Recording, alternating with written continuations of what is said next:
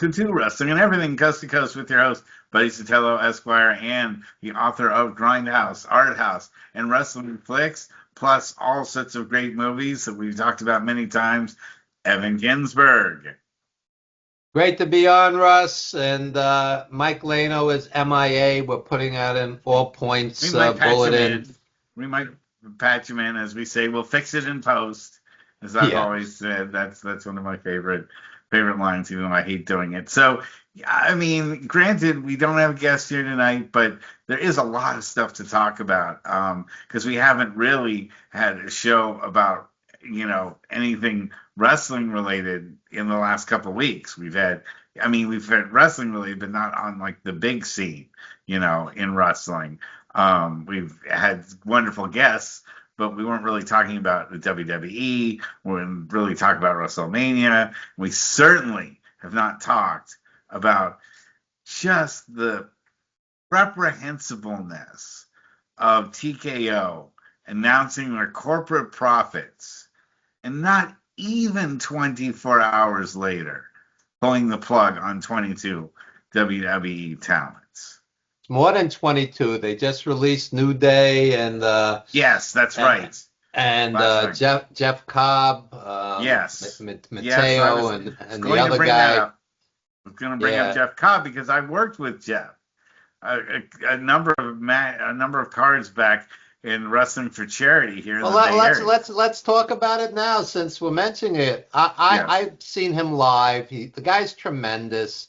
He's a great wrestler. So he goes to WWE, and in the course of the 1 year or so that he was there, he wrestled 19 times, only 4 solo matches, singles matches, and they put him in this faction where they cover his face in makeup where he looks like every other guy in the faction.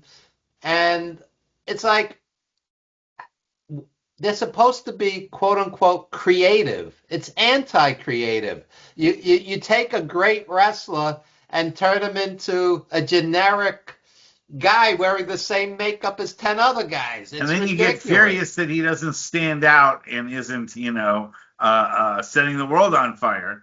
And you don't give him any kind of, although 19 matches in a year, that's, going to way outdo, Brock Lesnar, and Brock Lesnar's last like 4 years as a wrestler. I don't think total 19 That's matches. Not 2 matches a month, and only 4 of them were singles. How's the guy supposed to shine? It's like you're working against the guy, and then the idiot fans will do he's just sitting in catering, like they're worried about TKO's catering bills. Yeah. Come on. Yeah, absolutely. Yeah. And I can tell you from firsthand, knowing him as a person, he was really very humbled and genuinely excited about working for the WWE.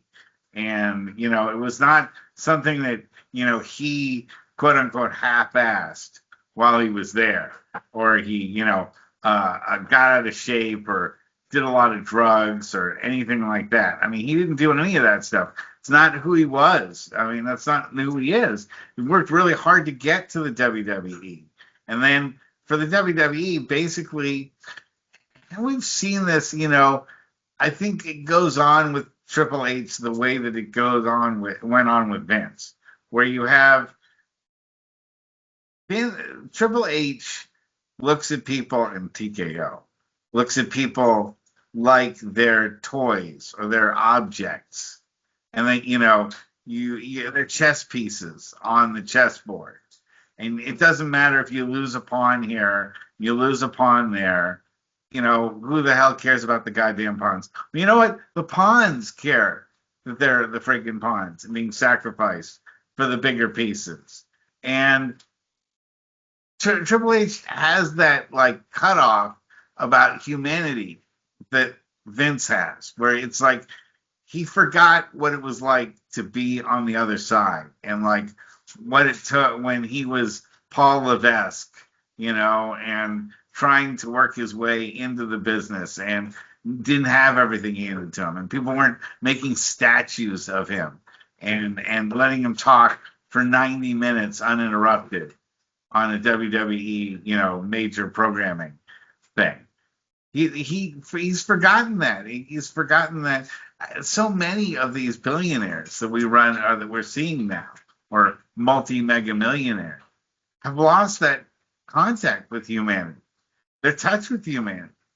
It's getting worse than ever right now with this week. In the in the past year, Ari Emanuel from TKO, the big boss, he got a $49 million raise, reportedly. $49 million. So they're worried about some guy making six figures. They look at it as a cost-cutting measure, and these guys are making obscene amount of money.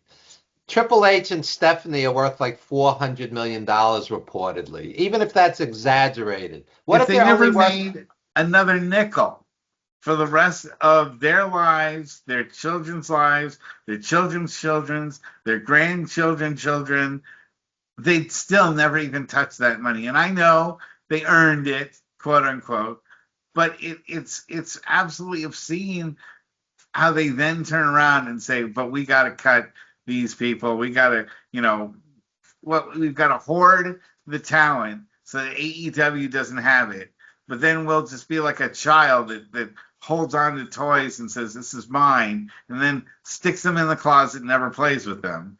But if anyone ever wants to touch them, they go, oh my God, no, this is my favorite toy in the world. And then, a month later, they're in the garbage can, future endeavor. Then you have a slew of legends and pioneers who they're about to lose their house, or they can't pay their hospital bills, or they're dying, or they need to get buried, and you hear nothing from them to help them. I mean, Sir Mo from Men on a Mission, the guy needed 50 grand for the guy was dying, and the guy died. I mean, what can you say? You're making obscene amounts of money, and how about a fund to help these guys, even if it was half of 1% of the immense profits that they're making? It's disgraceful. And here's the other side. You got 2 nights of WrestleMania. For those of you who like, oh, Evan's a WWE hater. No, I said the second night. I said the main event was great, Reigns and Punk, and the show, all in all, was excellent. I mean, not every match was excellent, but the show as a whole was excellent because the main event was classic. So yeah, it finally had a great payoff for something that built up to such a large degree. And you and I haven't had a chance to really talk about it much because of the schedule that we've had. But I mean, I enjoyed the Punk match too. I'm normally so jaded on stuff, but that was one that. Now, I will say this: congratulations to Roman Reigns.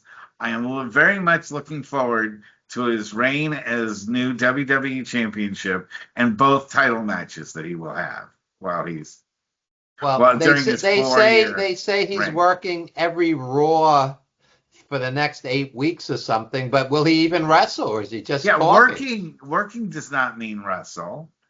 Yeah.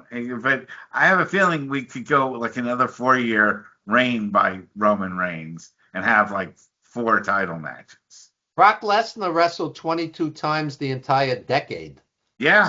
So they had millions upon millions of dollars for this guy, but some workhorse, they just release as a cost cutting measure.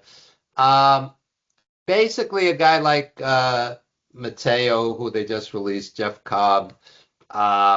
They look at the stats. Did he get enough clicks? Did he sell enough T-shirts? But if you're not pushing him right, of course not. So it's a catch-22, basically.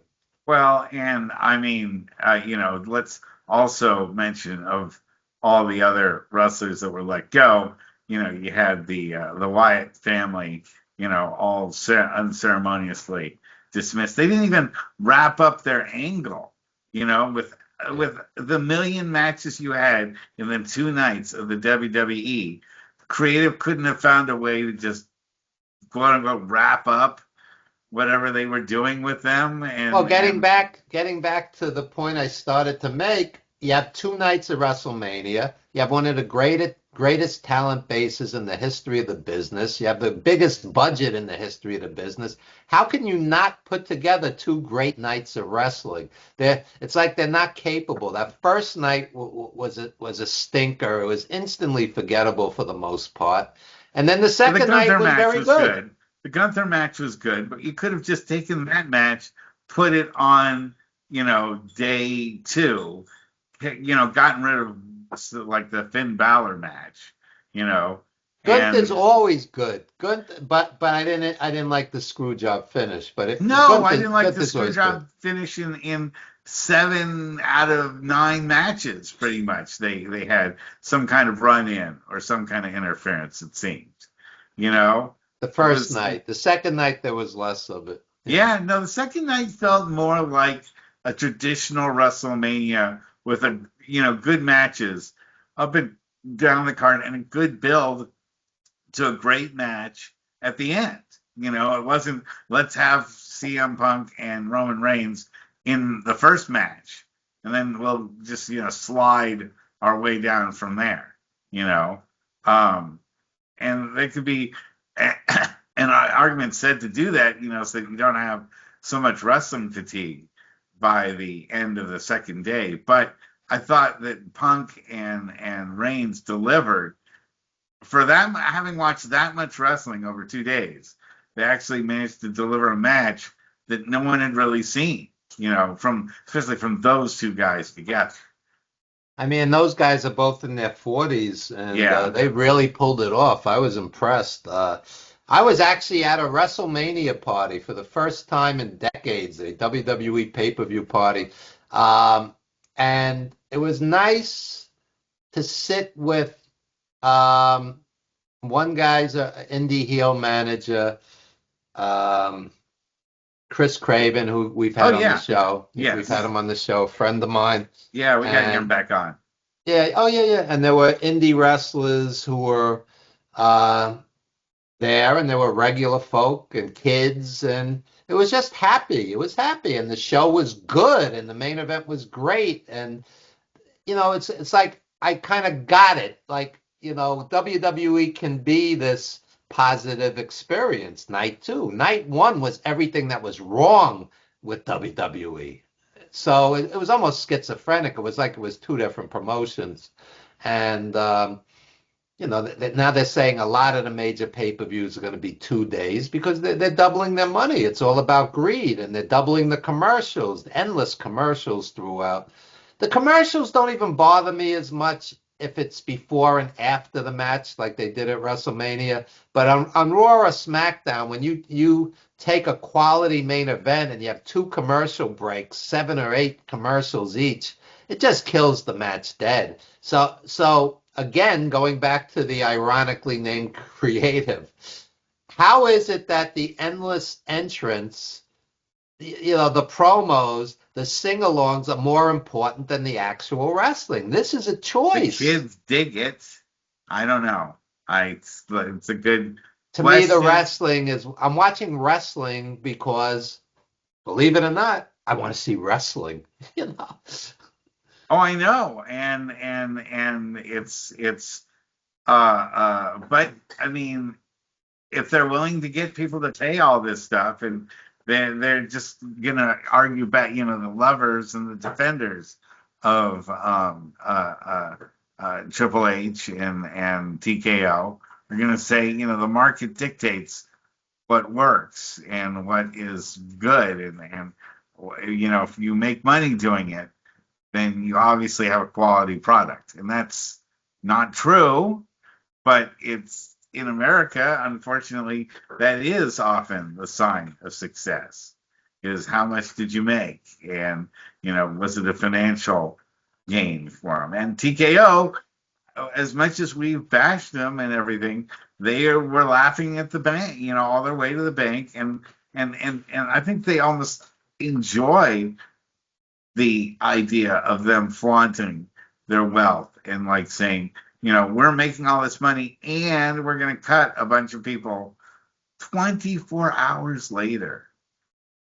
That's the thing that just gets me, is that at least Vince McMahon would like wait like a week, before like doing something like that. He would, he cared somewhat about like not trying to look like a despicable villain unless it was on purpose. And on their Unreal show, Triple H is always presented as the benevolent father figure, mentoring the young talent. How about an Unreal show where they ruthlessly future endeavor dozens? They're up to almost 30 people that they've let go since WrestleMania. Well, How about showing that episode?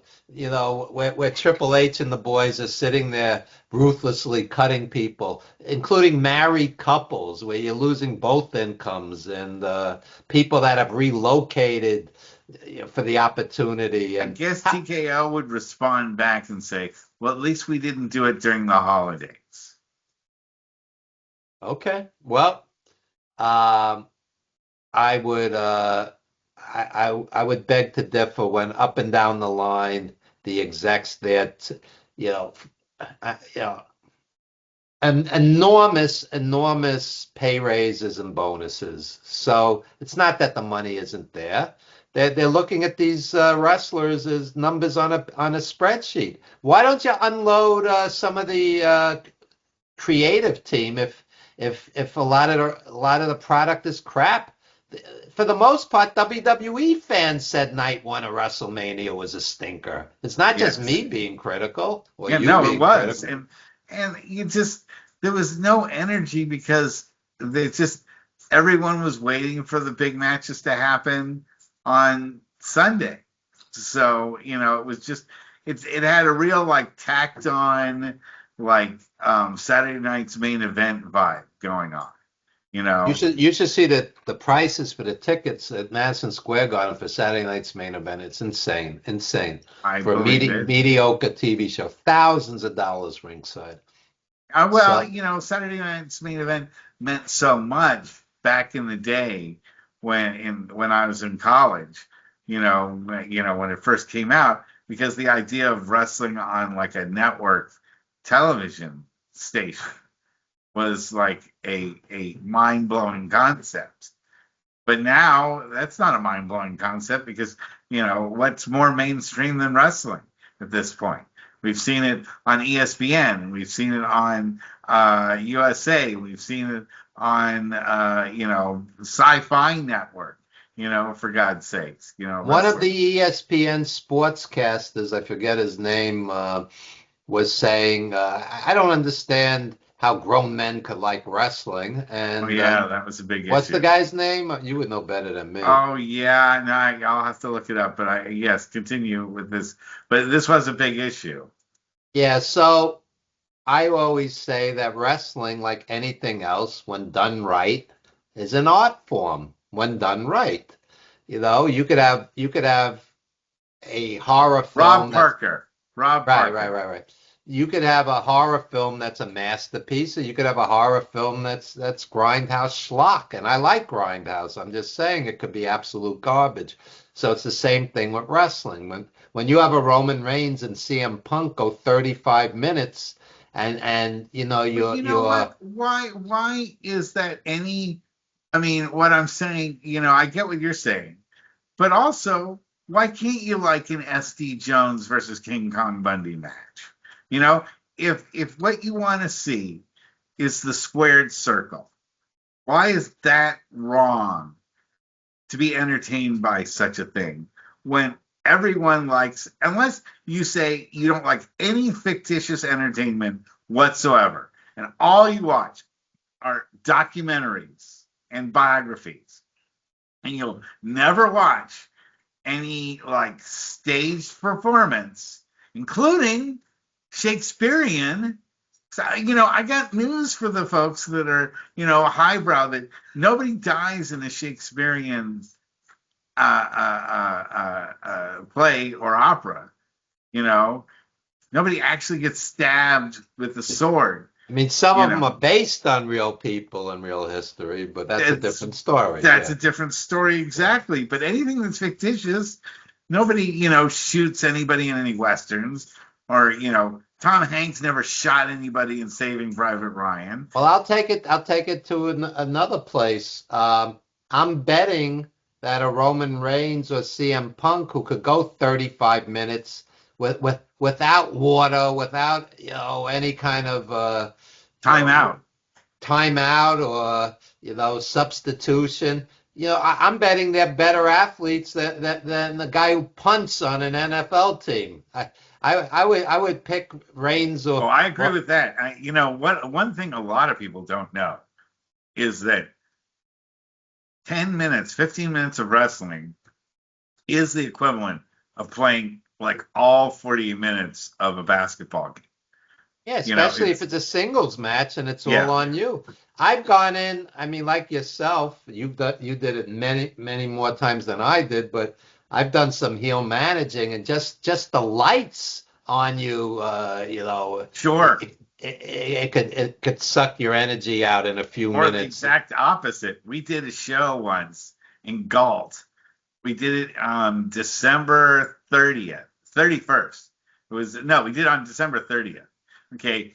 And it was an indoor arena, but it was a uninsulated metal like warehouse shack that also housed an indoor hockey arena.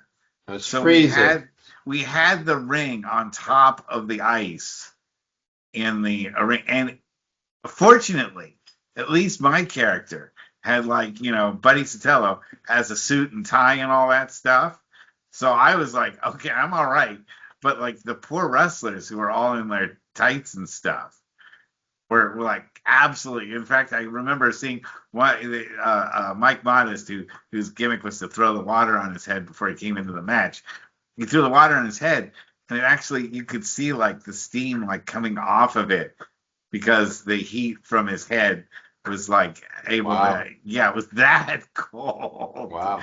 And yeah, so yeah, I mean, you go through absolute extremes to do that sort of stuff. And, it just, to be able to, as you said, there's no real timeout. Yeah, they have moments after they jump off the top of the cage, or on top of a ladder or something like that, and outside the arena, and then the ref will give them the world's slowest 10 count, which I don't even know why they even just didn't announce that match as like a non-disqualification match.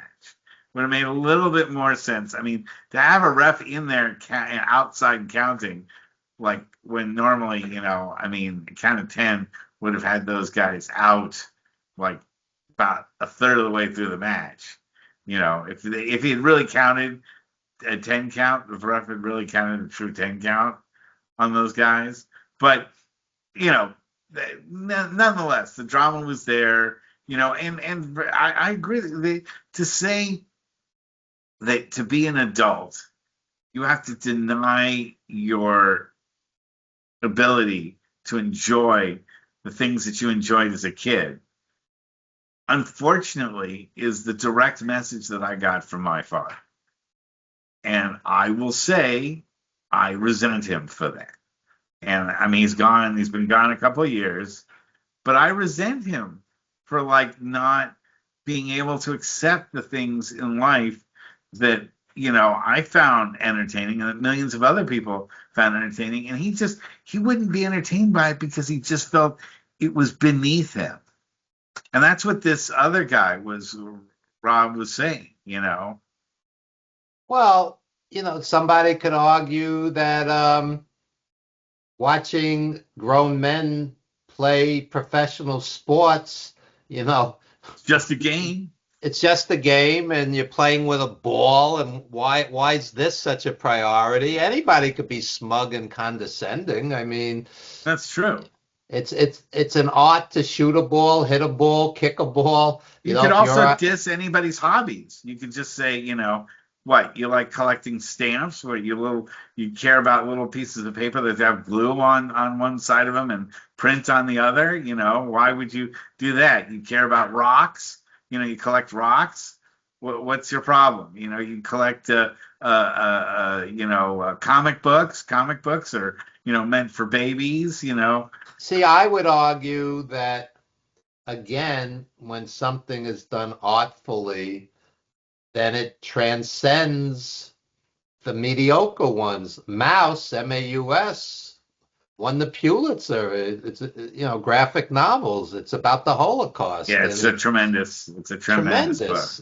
Or you look at like how it's like things like 300 and right now, I mean, if you want to make a movie that makes money, if it doesn't feature a comic book, you're headed for disaster. I you know, again, you could do a great horror movie, you could do a crap horror movie, you could do a great action movie, you could do a generic garbage action movie. Martin Scorsese was interviewed recently. He says, "I'm 83 years old. The clock is ticking, and I finally realize what great cinema is, and I'm able to do it, but I'm running out of time to do everything I want to do." So, you know, you you can make a bad gangster movie. There's been plenty of them. Martin Scorsese has done classic gangster movies, and not just gangster movies either. But my point being, it's always easy to be condescending, and yeah, I have no shame about being a wrestling fan, and I'll say what WWE generally does is not what I enjoy for the most part, with exceptions like Punk and Reigns. And I like Cody and I like Gunther, and uh, they're diminishing Charlotte's role, but she was always great, and it's Asuka, etc. Some of the great wrestlers, great talents.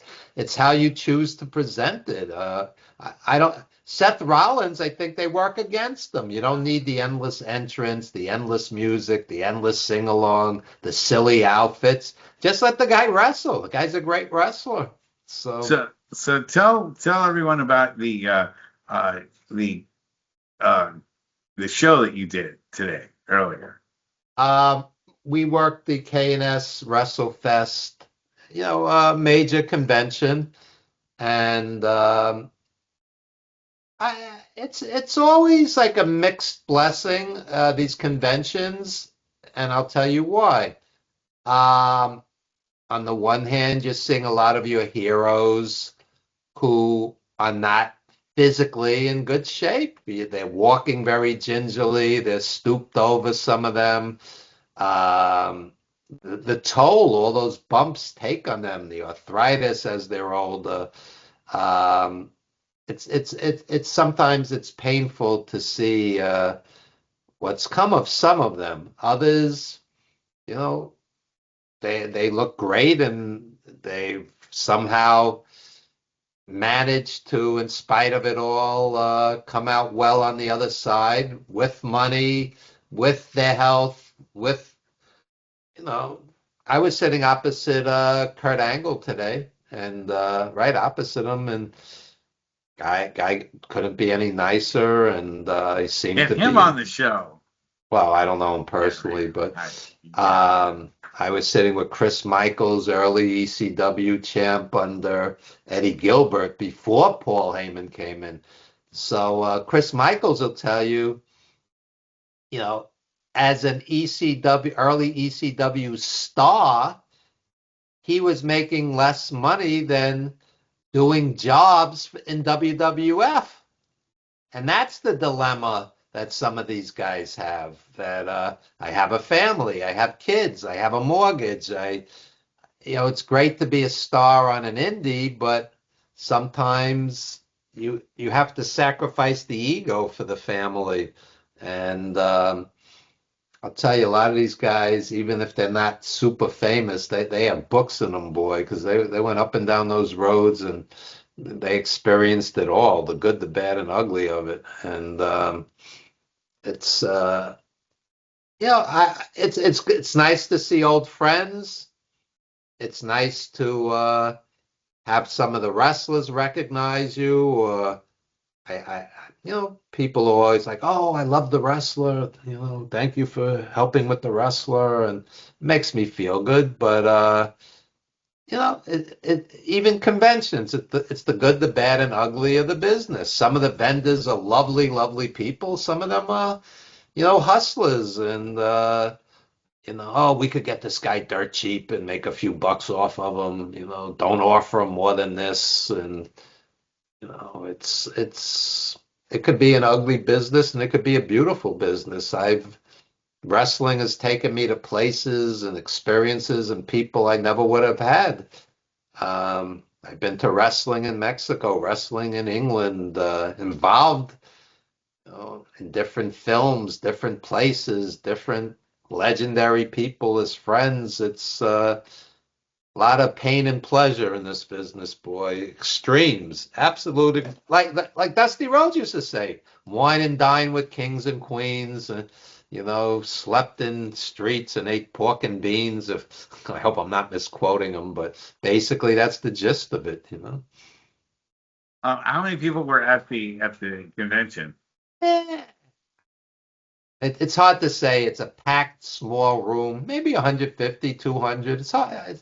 I'm not sitting there with a counter. The promoter would know better than me, but it's n n vendors don't get rich off of it. It's you enjoy being around it. It's like an escape from reality for a day. Like wrestling is all that matters, and then on Monday you go back to your real life. It's The thing is, that's a big deal in New York, but like in California, we don't have these things. Well, I I think mean, it's the opposite. It's so frequent in New York that it's not a big deal, and in California it would be a big deal if they had a right, convention. but it just doesn't happen. I mean, nobody does them on a regular basis here. They have them here and there, but it's just there isn't the kind of, because I guess in California we don't have as many of the like retired stars as you do on the East Coast. Well, a And lot of a lot of them live in Florida or Philly. A lot of the old ECW guys are in the Philly area or New Jersey. Jersey's cheaper to live than New York. Yeah, so a lot of the wrestlers like Florida just because of the weather and and the some tax stuff, the taxes and a lot of the wrestlers lean Republican and and or they're from the South. They're or they're from the South. originally from the South. Sure. So yeah, a lot of the wrestlers are not based out of a lot of the legends aren't based out of California. So it's a tough you have to fly everybody in. A New York convention, a lot of these guys will drive in from Philly or whatever. It's a lot Right, cheaper to right. No, book that's them true. and yeah. It's true. Yeah, even but of course that's going to get a lot more expensive as I wonder how the raise in gas prices and air fuel prices are going to affect, conventions and fly-ins and stuff like that, especially on an indie basis, to Well, I'll tell you, Scott Epstein, who was a great wrestling agent, he was a dear friend. He passed about a decade ago, a little over a decade. Um, he was a great agent, and he would say to me, "I make money 2 out of 3 times." And that's high. That's a high percentage for an investing. agent. Yeah, I've had agents tell me I booked 3 guys. I made money on one, broke even on one, and lost money on one. That's a pretty standard typical. response. Yes. Um, I once went with a crew of agents and wrestlers to Rhode Island, which is far from New York, and we drove back after losing money. That's a long drive when you're not happy, you know? I've been So, there. yeah, yeah, I've yeah. been there. Yeah. So, there's 3 scenarios if you're an agent. You make money, you break even, or you lose money. 2 out of 3 of them aren't good.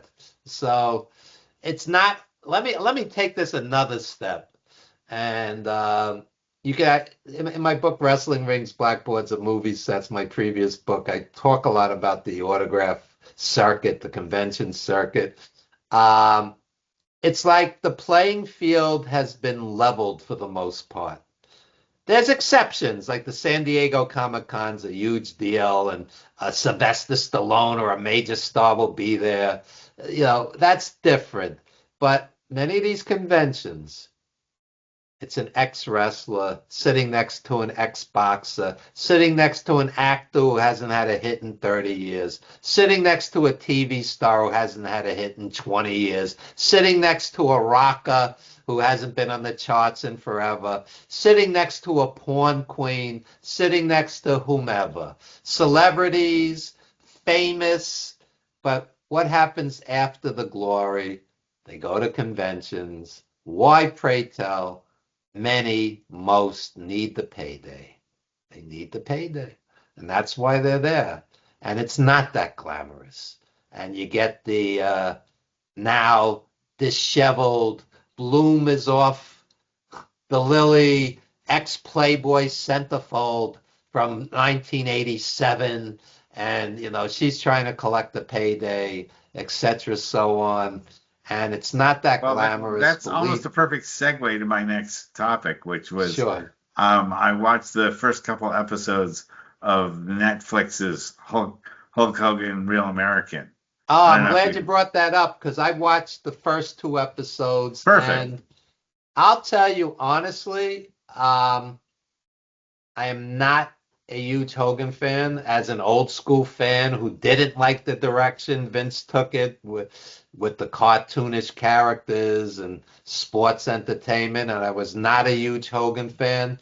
But I've enjoyed the first 2 hours for the most part. I'm not going to say it's flawless by any means, but the scenes where he's with the Make-A-Wish kids, that was really moving. You could see he was moved. What about to talk about his brother? Yeah, his brother passing, and he got very emotional. And there's like a real disconnect because you're watching it, and the guy's so larger than life and charismatic that it's very hard to wrap your head around the fact that he's dead. As you're watching it. And that interview was done like 5 months before he died. They said it's the last time he was on camera.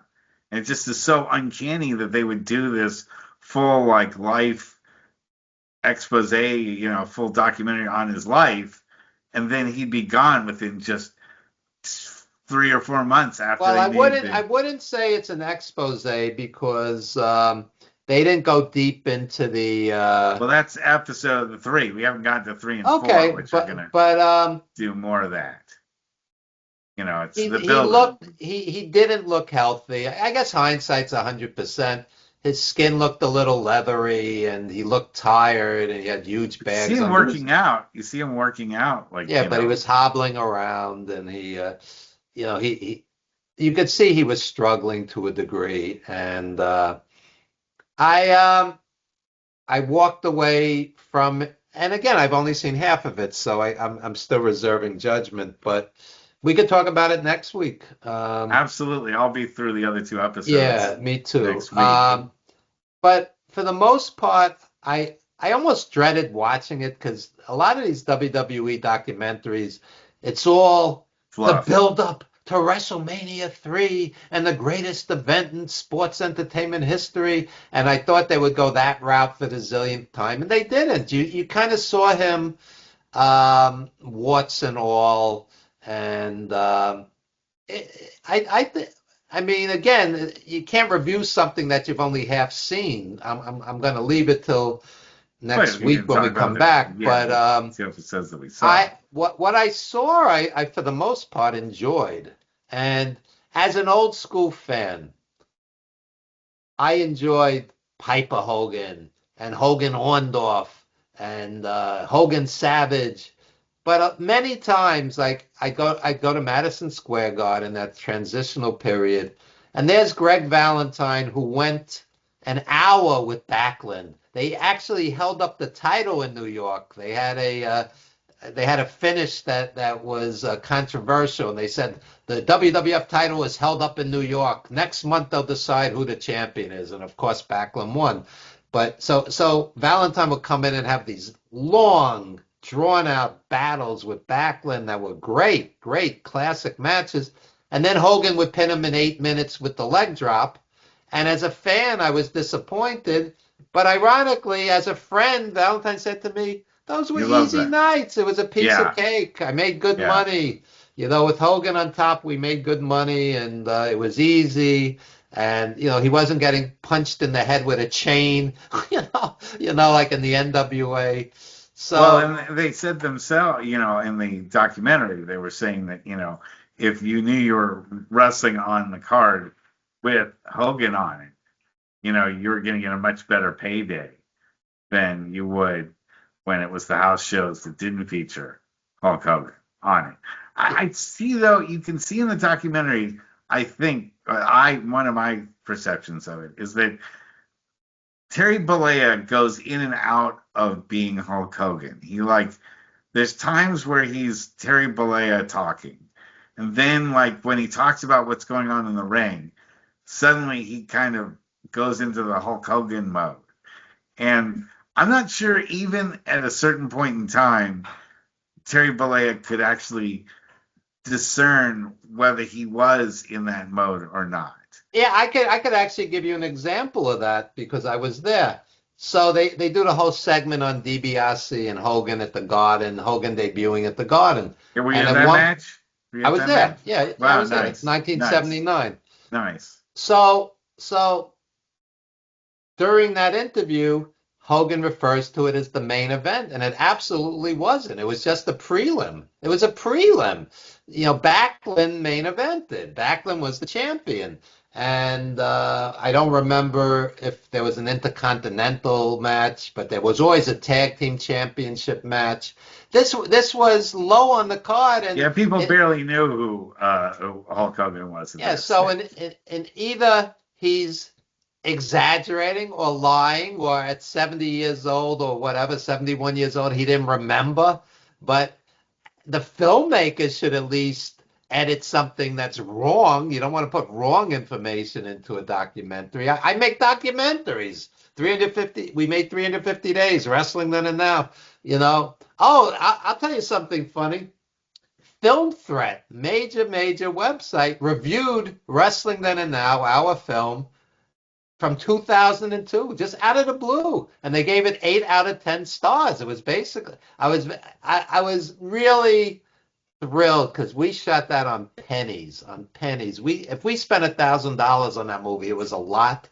Basically, it was a one-man crew, and they followed me around. We went to Nikolai's house and other wrestlers, and so 25 years later, 2002, almost a quarter century later, people are reviewing it and thousands are watching it on Tubi and people are enjoying it and a lot of dead friends in there. That's a running theme in all of my work, dead friends. So I'm happy that they're being seen and appreciated. So you can check out Wrestling Then and Now on Tubi. And yeah, man, it's like WWE will make 100 films and 95 of them are pretty much crap. And they did a film, That's Who I Am, I believe the title was, with Ed Harris and Randy Orton. That was a quality film. It was a drama, but it made like no money.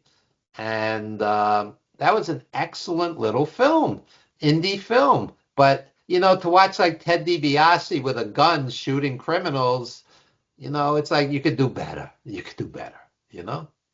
Well, sure. Although we get back to the difference between making art and making money, and Content, making yes, content. yeah, and just making something that appeals to the masses, even if it falls short of any kind of artistic integrity. The But Miz is in Marine 7. Don't miss Marine 7. The Miz, with the The voice Miz of has a John big Cena, gun, big gun.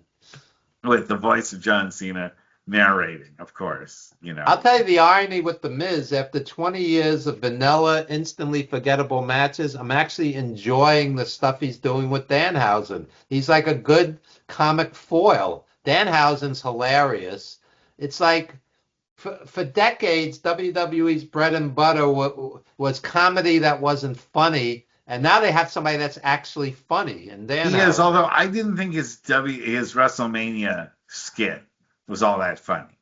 I thought it was drawn out, you know, for a dwarf to give a low blow. I mean, did it have to be like 20 minutes long? You know, Yeah. the, But again, he's selling so much merchandise now that they're going to push him through the roof. This is you know, as somebody who actually works on films, I would say Danhausen is great, but do it in small doses. Small but doses. Yeah. that's not what they're going to They're going to do. beat him to death, and a year from now, you won't see him. It's Yes, because they're selling a lot of T-shirts, and $45 a killing the pop. golden goose is what the WWE does best. You know, which brings me back around to something I was going to say. When the Motor City Machine Guns announced they were coming to the WWE, I was like, please don't let the Bullet Club happen to them. What happened to the Bullet Club happened And to that's them. what happened. And that's exactly what happened to them. I mean, almost like a carbon. Okay, I'll say this.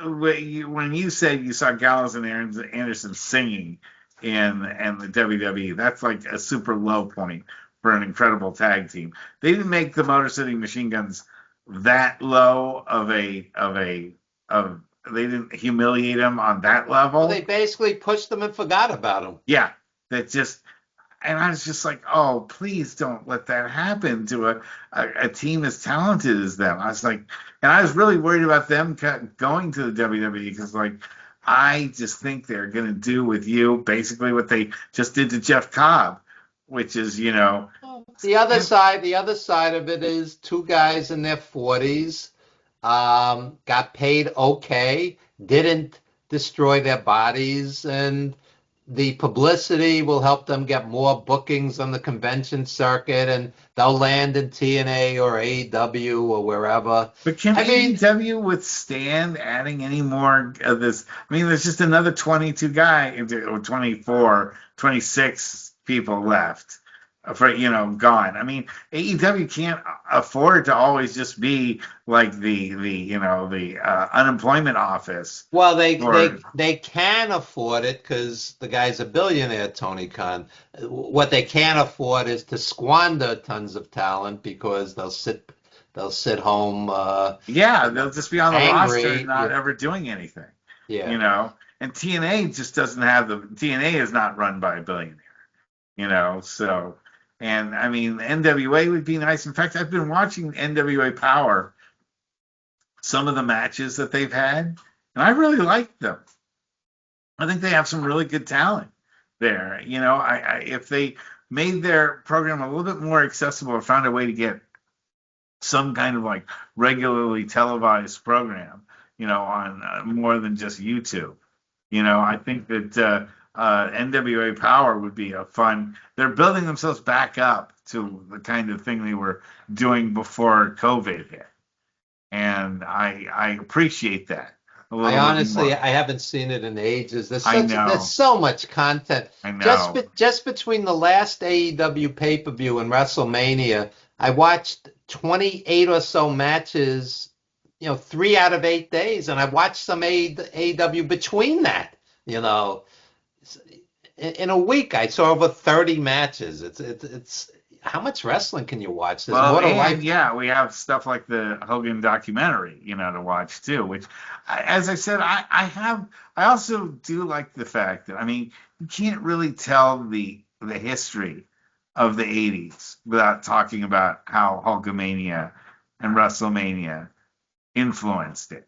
I mean, really watching that documentary, you relive a lot of moments from that '80s time period and the whole ethos of the '80s and the moods of the '80s that it's wrestling encapsulated life at that point in time. It still does.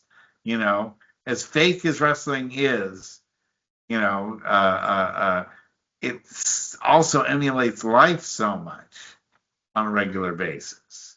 That's kind of one of the things that is fascinating about it. And to watch wrestling evolve is like watching, a part of America's whole attitude about things evolve. So, Yeah. that's it. If you, that's why I'm recommending the Hogan documentary to people who aren't even wrestling fans. I say, you watch it and you understand part of like what American history is about because they talk about Reagan and the whole like USA attitude stuff from the 80s, the red, white, and blue Hulkamania stuff, and You know how what I got out of that, the first half anyway. You have a regular kid, not from a rich family, um, even his wife. What happens when you go from you're a bouncer, you're a guitar player in a local band, and next thing you know, you're one of the biggest celebrities in the world. How does this affect your psyche? Like she even says, Linda Hogan even says, all of a sudden we had $1 million in the bank, and you had come from nothing, and this affects people. And I think if it's like the I Elvis syndrome. It's like the Elvis syndrome. if I hit a Powerball now and I'm not young, I think I would handle it much better. I instead of taking the subway, I take a taxi. The Instead stray of cat sleep, population of New York would be so thankful to yeah, you. instead of sleeping on a friend's couch, I could have a vacation in a nice hotel or whatever. But I don't think I would radically change. But if you're 30 years old and you've never had money before, and suddenly you're rich, famous, women are throwing themselves at you, I could see things going wrong. It's you're just not ready for it. Sure, and I mean it's not just wrestlers; it's athletes, it's performers, stars, that sort of thing. Actors, musicians, and so forth. Oh yeah. So Like fame is fame, money, power is an aphrodisiac, and you're married and all of a sudden people are throwing themselves at you. It's I could see things going wrong. As an older person, there are times I'll be sitting home with my wife and two cats, and she's playing with the two cats, and I just feel happy. Like, you know, this is great. In a one bedroom apartment, it's nothing glamorous, but it's a decent neighborhood, whatever. But it's not like I don't need a mansion. I don't need, a different girlfriend every night of the week, like a rock star or whatever, or multiple the same night, well, like a yeah, rock. no, it gets pretty exhausting, and it's not easy to do financially, obviously, for obvious reasons. So Well, you got a Ric Flair who's lived that lifestyle, and you've got multiple, yeah, you but we see know. even in his 80s, he's trying to do any kind of gig he can to pay for all the alimony and all the money that he spent that he didn't save. So And you could buy too much house. The sure, mortgage is too high. The expenses, it's basic economics 101. Don't spend live more within than your you make. means. And Live and within I, your means. Well, I don't know. I don't know if a Flair has ever figured that out. no, or and you can see it in the Hulk Hogan documentary. By the way, I also thought it was kind of interesting how they absolutely threw the Ultimate Warrior under the bus in that second episode. They just, for a guy who's dead and couldn't talk back, they really definitely like, you know, smushed him as much as Well, they they did a could. whole documentary on him where they savaged him, years Yeah, ago. yeah. So, I guess if you're Jim Hellwig's family, you probably didn't like the Hogan documentary, but you Well, know, documentary filmmaking 101 is you eviscerate yourself if you're the subject, and you call it down the middle if you're a filmmaker, and you tell the story honestly, the good, bad, and ugly of it. Part of the controversy with the Michael Jackson biopic is they don't talk about any of the scandals because the family approved the movie and they had creative control, I believe. So, you know, in a documentary, bare minimum, you have to see the good, bad, and ugly of the person. And again, I think I saw that in the first two, with the exception of you're not seeing the behind the scenes maneuvering and gamesmanship and throwing guys under the bus. And that might come in episode three, like you said. Jesse Ventura said Hogan squashed the union. So Yeah, no, and yeah, we mention that almost every week on the show about how, important that would have been if Hogan had, made that happen and held Vince's feet to the fire. well, it doesn't change all that much because a CM Punk who's supposed to be, tell it like it is and very political. You don't see him all that critical of No, he TKO. sold out He's once making they. millions. He's making millions a year, and he has a lighter schedule than main event guys of the past. So he has a good life, and you don't see him rocking the boat.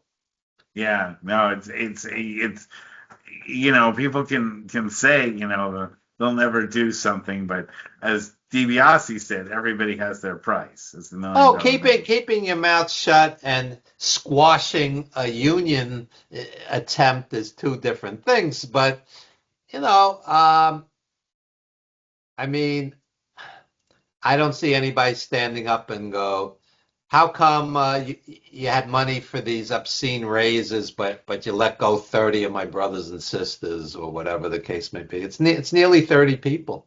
Yeah, no, it's anyway. So we're at another end of our show. Great to have you here. Kind of Show. fun I thought this was a therapy therapy session. session. It is. It always was. It always will be. That's one thing I love about it is that it's a way for us to really talk about the things that aren't just who pinned whom and who's who's in what angle. I mean, wrestling without talking about this higher level of stuff to me wouldn't be worth following wrestling. It's when we talk about the things on a higher level that makes me appreciate it. Anyway, why don't you plug your book here? Okay. Wrestling rings, blackboards, and movie sets. My book last year, Grindhouse, Art House, and Wrestling Flicks, just came out, and it's a deep dive into pro wrestlers and movies, wrestling movies, and other movies. And I just want to plug briefly a great, great show, Wrestling with the 80s, Blair BC Cody. And he wants to come back on our show as well. This guy does deep. Absolutely. I'll be doing a show too. So yes, Yeah, I yeah. He's wholly a recommend this good show. guy. He interviewed me the other night. It's going to come out soon for 3 hours. So Wow. 3 hours he interviewed me.